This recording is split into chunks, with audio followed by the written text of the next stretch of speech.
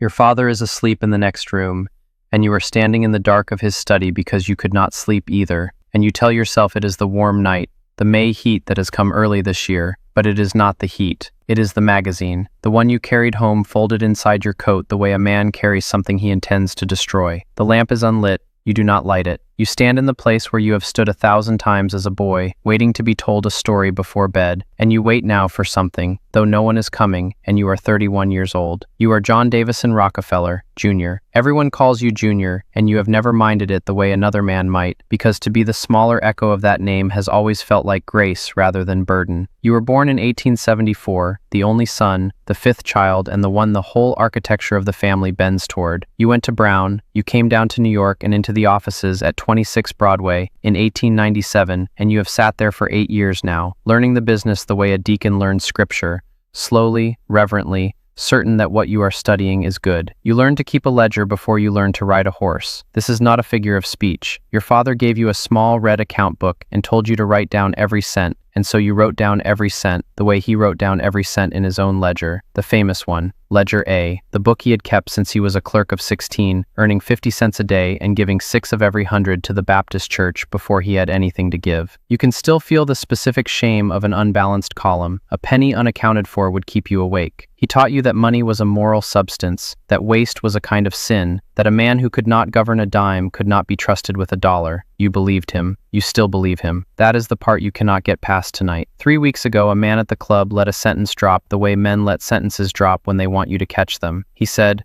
"I wonder if the boy has read Miss Tarbell," and he smiled, and someone changed the subject too quickly, and you went home and you did not sleep then either. Ida Minerva Tarbell. You know the name now the way you know a toothache. For 2 years, her work has been appearing in McClure's, installment after installment, 19 of them, and now bound into 2 volumes that sit in every drawing room in New York, while the women pretend they have not read them, and the men pretend they have not either. The history of the Standard Oil Company, a history, as though your father were already in the ground. You had refused to read it. That refusal felt like loyalty. You understand tonight that it was something closer to fear. Here is a thing you have never told anyone. Last autumn, your body simply stopped. The doctors used soft words for it, nervous exhaustion, a need for rest, and they sent you away for the better part of a year, and you went, and you walked in the cold air of foreign mountains, and you could not have said what you were recovering from, because nothing had happened to you. Nothing happens to a man like you. You have never been hungry, you have never been cold against your will, and still something in you had worn through, like the elbow of a coat worn from leaning on a desk, and you came back thinner and quieter, and no one asked you what you had been so tired of carrying. You think you know now. You have been tired of not knowing. A man can carry not knowing for only so long before it becomes the heaviest thing he owns. So tonight you read her. You read by the gray light from the window, turning pages without sound, and the first thing that surprises you is that she does not hate him. That is what undoes you. You had braced for a screed, the spitting of an enemy, and instead you find a woman who has read every document, every deposition, every railroad schedule, who writes about your father with a cold and terrible fairness, who keeps saying in effect, "Here is exactly what he did, and here is exactly how, and I will let you decide what to call it." It is the ledger turned against the man who taught you ledgers. Every cent accounted for, nothing left to faith. You come to the railroads and you stop. You had always understood, in the vague way a son understands his father's greatness, that Standard had won because Standard was efficient, larger, smarter, because your father saw waste where other men saw the ordinary cost of doing business, and squeezed it out, barrel by barrel, the way he squeezed the unbalanced penny out of a column. You had been told this. You had told it to yourself. It is a good story, and it is even partly true, but it is not the whole engine, and tonight you are reading the whole engine, the railroads. In the early years when oil moved by rail and a refiner lived or died by what the railroad charged him to ship, your father did not merely negotiate a better rate. Any large shipper negotiated a better rate. That much is honest commerce. He did something else. He arranged for rebates. Money quietly returned to him after he had paid the published price, so that his true cost was lower than the world believed. And then he went further, into the thing you read 3 times because the first 2 times your mind refused it. He arranged for drawbacks.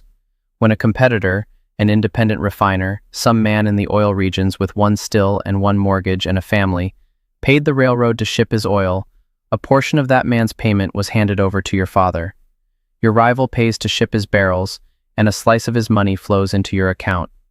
He is funding the boot that is on his throat. He does not know it. That is the genius of it. That is the horror of it. You set the book down. You pick it up. You read about something called the South Improvement Company, 1872, the year before you were born. A secret combine of railroads and large refiners. A charter, a scheme to raise everyone's rates and then rebate the favored few and draw back the rest into ruin. Your father acceded to it. Acceded, such a gentle word for a thing like that. And when it leaked, the oil regions rose up as one body, 14,000 men in the streets with banners that called it the monster, the anaconda, the 40 thieves. The legislature killed the charter before it shipped a single barrel. A failure. Your father's first great public defeat, except that while the whole country was screaming about the scheme that died, your father was quietly executing the thing the scheme had only threatened. In 6 weeks that spring, with the larger combine looming behind him like weather, he walked into the office of nearly every refiner in Cleveland and bought them out. 22 of 26 in 6 weeks. Some sold gladly. Some sold the way a man sells when he has been shown the arithmetic of his own destruction and understands he has no other move. They called it the Cleveland Massacre. Your father called it, years later, his plan. When it failed, we would be in a position to say, "Now try our plan." He said that. It is on the record. The defeat was the cover for the conquest. You are very cold now, in the May heat. Down the hall there is a man asleep who taught you to give thanks before meals, who has taught Sunday school since he was 20, who tithes with the precision of an accountant and the faith of a child, who you have watched weep at a hymn. The gentlest man you have ever known. You have never once heard him raise his voice, and the documents in your hands describe a campaign of such patient ferocity that grown men in 3 states learned to dread the day a soft-spoken bookkeeper turned his attention toward their county. How does a man hold both? You will be asking yourself this question for the rest of your life, and you do not yet know that. Right now you think it is a question with an answer, and that if you read enough pages you will find it. There is a girl named Tarbell whose father was one of the men in those streets in 1872. You learn this later. You do not learn it tonight. Tonight she is only a voice in the dark, the most reasonable voice you have ever hated. Let me tell you about the part of the machine you find most frightening, because it is the part that needed no cruelty at all. Once your father controlled the refining in a city, he turned to the rest of the chain the way a careful man checks the locks on every door. The barrels. Standard bought the works that made the barrels, so a rival could not even put his oil in a vessel without buying it from his enemy. The pipelines. Standard built and bought them until oil could not move from the ground to the market without passing, somewhere along its journey, through ground your father owned. He had men who watched the shipments of competitors, who knew what moved and where and at what price, an intelligence apparatus running quietly under the ordinary surface of commerce. And in any town where some stubborn independent still held on, Standard could simply lower the price of kerosene, below cost, below cents, and hold it there. Standard could afford to lose money in one town for as long as it took, because it was making money in 100 others. The independent could not. He had one town. He bled out.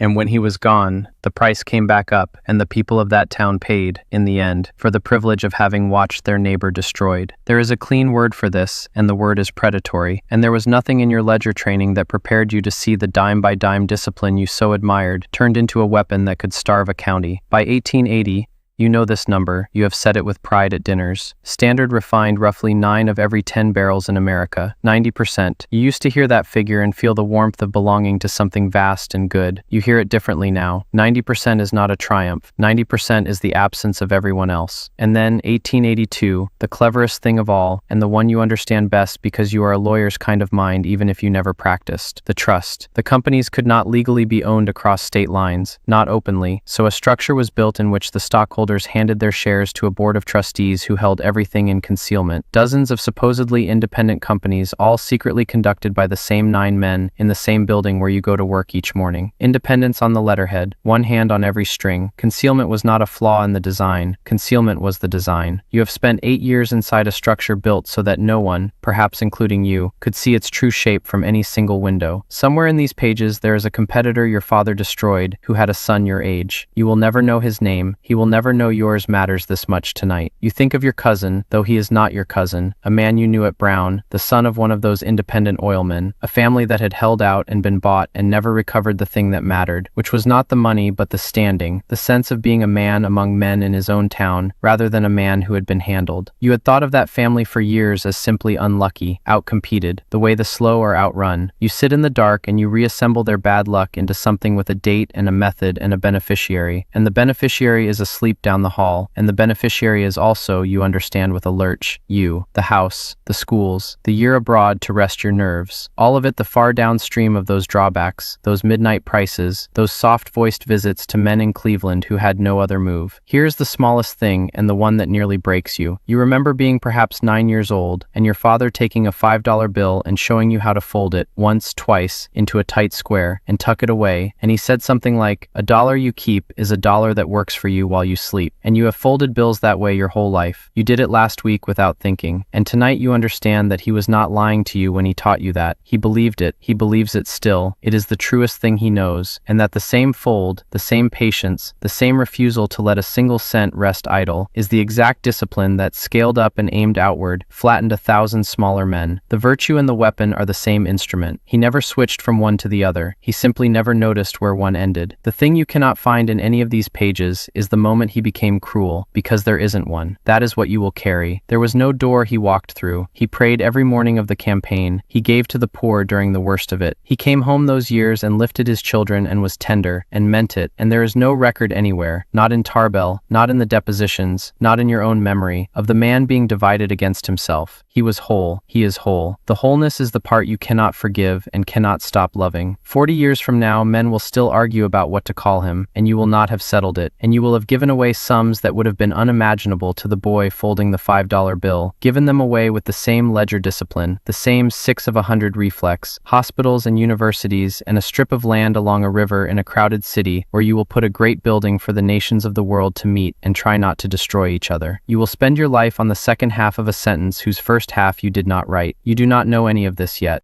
Tonight you only know that the magazine is in your hands, and the sun is starting to come up gray over the avenue, and you have not slept, and you can hear, now, the small sounds of the house waking, a maid somewhere, a door. And then you hear the other sound, the one you have heard every morning of your life and never once examined, your father's footstep in the hall, unhurried, even, the step of a man who has never in his life run from anything, because he has never had to. He will come into this room in a moment. He will see you standing here. He will see the book. You have time to put it away. You have folded smaller things into smaller spaces 1,000 times. Your hand does not move toward it. You stand and you wait, and the footsteps come even and unhurried down the hall, and you find that the only thing you want, the thing you want more than the truth or the money or the name, is to know whether, when he sees what you have been reading, the gentlest man you have ever known will look ashamed, or whether he will look at you the way he looked at you over the ledger when you were a boy and a single penny had gone missing, and the door opens.